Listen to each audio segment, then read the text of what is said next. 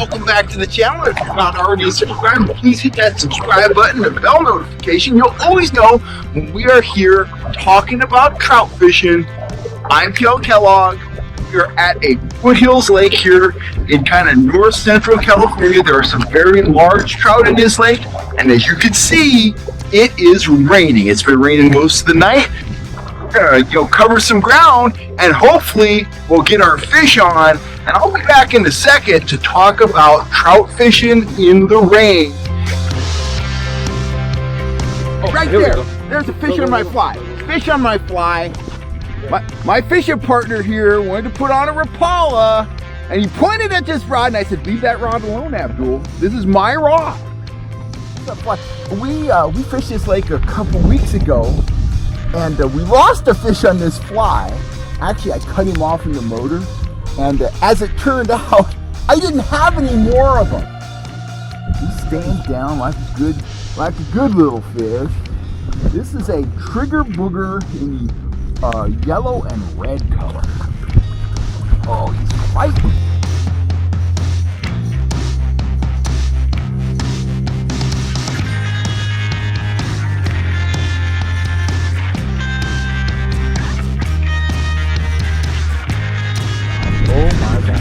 Pretty nice. On the fly. Look at the teeth in that fish.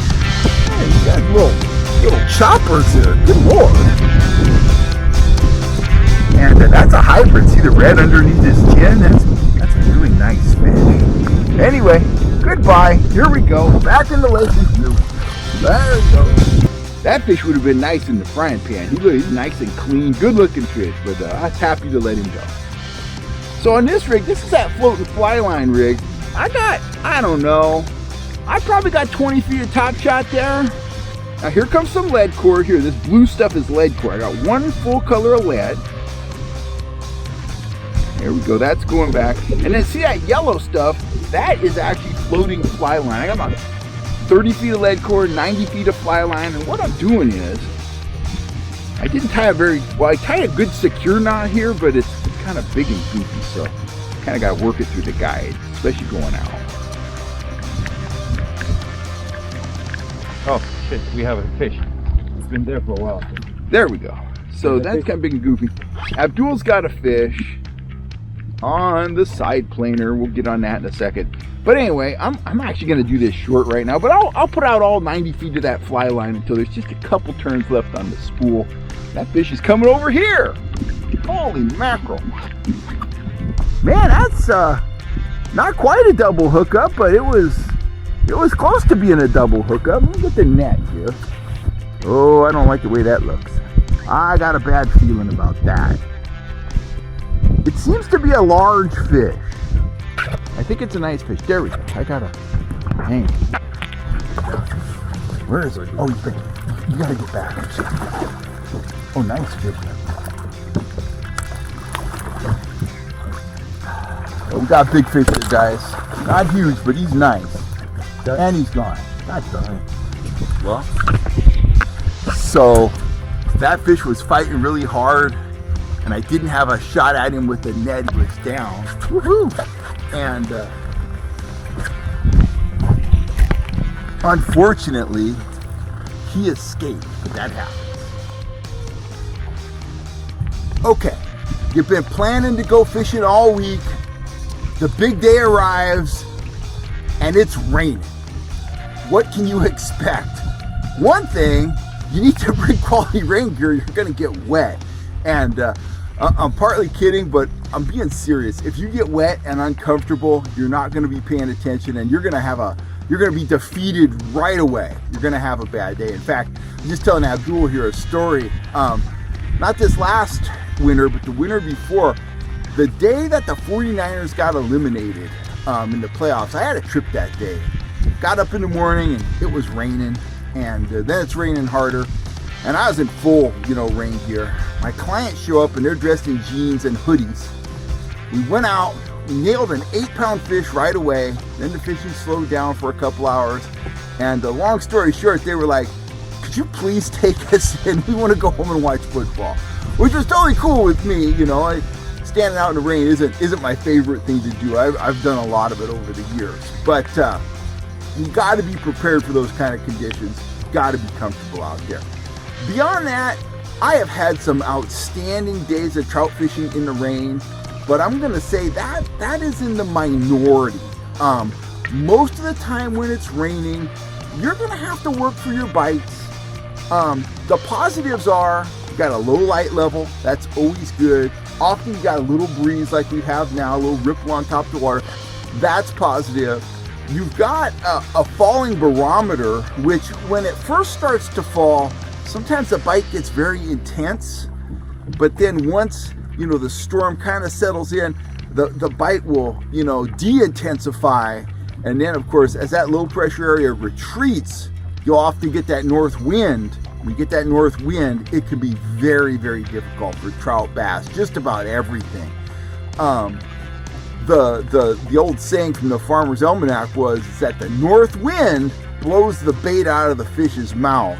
And that's just another way of saying when you have that post-front conditions, you got that north wind, it can be very, very challenging. Do I cancel trips because it's raining? Absolutely not. I just go out with the mindset that I'm going to have to run a variety of baits. I'm going to have to use scent, use patience, work near the shore, work open water, find a zone where fish are willing to feed. And, at times when you're out on a rainy day and the fish aren't really biting, 5 or 6 fish when no one else is catching anything, or a lot of guys, just gave up and stayed home, is a major victory. Sometimes you're going to get your limits on a rainy day, but put in your time, put in the effort, some stick-to-itiveness, you are going to get your shots. And I've caught a lot of really, really big fish in the rain. So fingers crossed, we're going to cross paths with one of those big fish today. See what happens. Let's talk a little bit about Lake Amador. I mentioned in the parking lot that they plant some very large trout in here, and fact is they plant the largest trout in here available in northern or central California. A few years ago they had a 19-pound fish out here.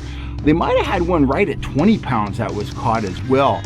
But there's a lot of fish caught out of here every year in the teens, over 10 pounds. So if you are looking for an absolutely huge trout, Lake Amador is a great place to go. It's not an overly large lake, but it is very, very deep. It's a private lake, has a very strong stocking program. They don't stock the numbers of trout here that you see at places like Collins and Lake Comanche, but the average size of the fish is just tremendous. It's off the charts. You're going to catch rainbows here, you're going to catch cutbows here, which are basically a hybrid rainbow, and you are going to catch what they call the Amador gold trout, which are basically lightning trout, big, beautiful trout. How do you catch trout at Amador? Well, how do you catch trout anywhere? All the usual stuff will work here, but one rule of thumb, and I've been following this lake, fishing here, writing about this lake for at least 25 years. One of the things that seems to hold true at this lake is the trout in here like small offerings. If you're bank fishing, oftentimes a single power egg will get it done, a white power egg. That has a great reputation here. Grubs and soft plastics work well here. Trolling flies work well here, but you want to go with the smaller stuff. You don't want to pull the big full-size streamers out here typically. The more compact flies are what you're looking for. When it comes to spoons, kind of the same thing is true. We've hooked 2 trout here today on spoons, on the Trigger Spoon Junior. Again, compact offerings. In addition to the trout, this lake has a great population of largemouth bass, some huge catfish, a full array of panfish, and this lake produced the hands down most impressive freshwater fish I ever got a picture of in my 17 years of working at the Fish Sniffer magazine. There was a guy out here soaking a single white power egg, and he landed, I believe it was 61 pounds, a 61-pound carp. He took it to the clubhouse, they weighed it, and it was so old and so big that he released it back into the lake, so maybe it's swimming around out here right now. The bottom line is, a 60-plus pound fish out of fresh water? Are you kidding me? That's a big fish in salt water. So Amador is definitely a place that produces big fish, whether we're talking trout, bass, catfish, crappie, or the aforementioned carp. Oh, fish on. Okay, fish on the white trigger minnow, and that was literally on maybe less than 10 minutes, certainly. We put it on, went up this little cove, turned around, and boom! Oh, there we go.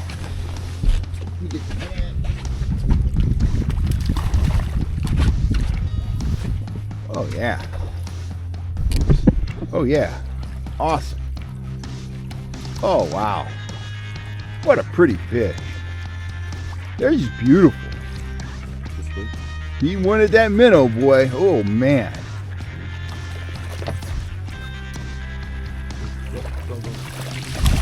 There we go. Nice.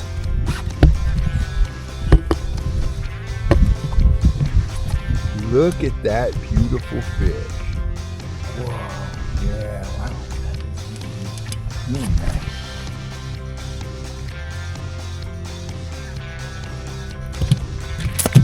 Oh, drop it.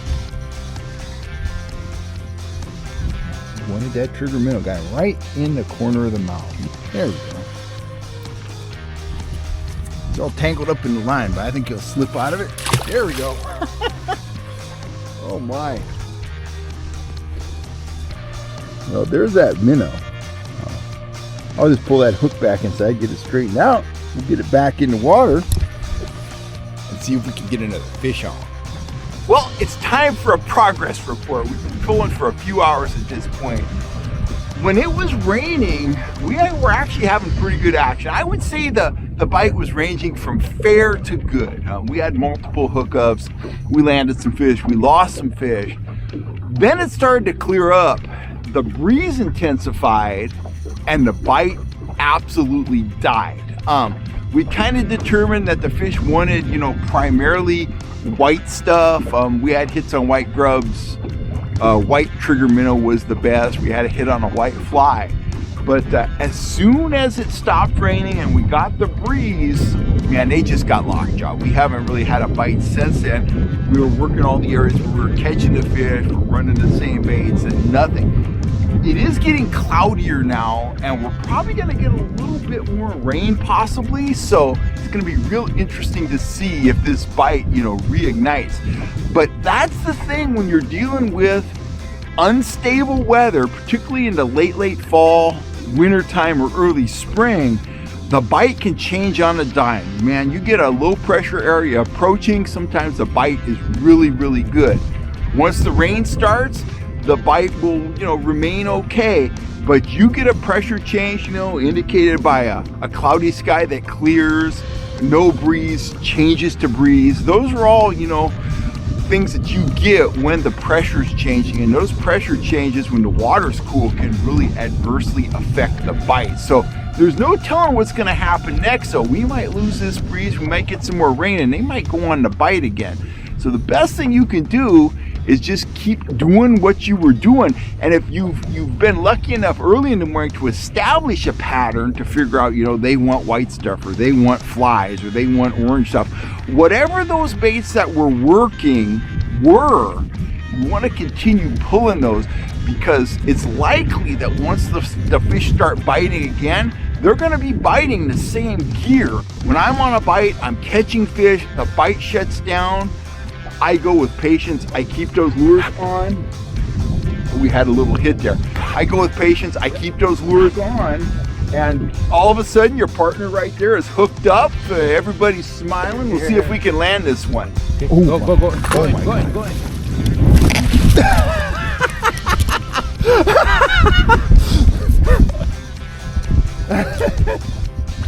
That's a nice fish.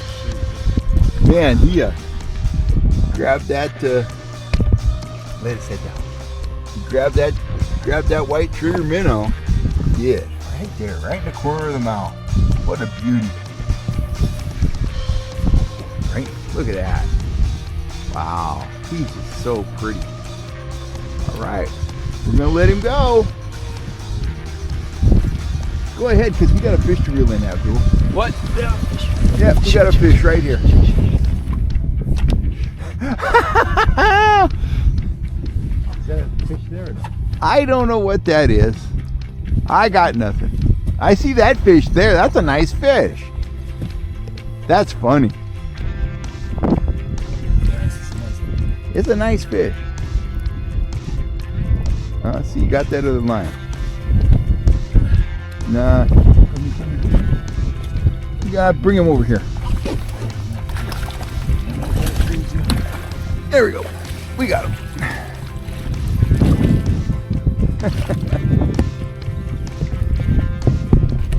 Wow, that's fish of the day, Abdul. Look at that. Peaceful. Beautiful. Look at that. Look at that fish. Wow, what a beauty.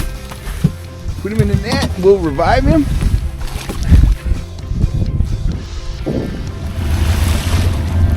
There he goes. No, I was just talking about kind of staying the course, being patient, keep running the baits that had been working.